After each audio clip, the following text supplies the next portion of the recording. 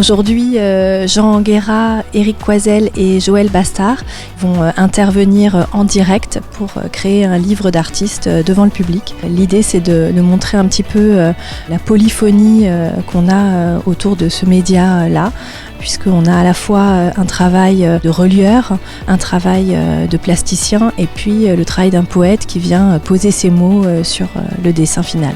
Je pense que l'importance de l'œuvre artistique, c'est de mettre en contact deux intimités, c'est-à-dire ce que l'on ne connaît pas finalement profondément, ce qui nous étonne profondément, c'est ce qui se passe finalement à l'intérieur de chacun de nous.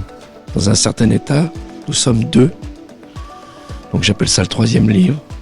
C'est-à-dire que nous sommes deux, il y a l'artiste, il y a le poète, et il y a le lecteur qui va composer le livre qu'il lit et qu'il voit.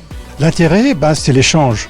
Ce qui est bien, c'est de temps en temps, c'est retrouver cette vibration, de faire ça sans arrière-pensée. L'enjeu, c'est de faire un bel objet, une œuvre d'art. On arrive à faire une histoire, une aventure. On voit la création en train de se faire et c'est très impressionnant de voir l'inspiration, la concentration de l'artiste. Ils reproduisent des formes qu'ils ont chacun individuellement développées et ils communalisent tout ça.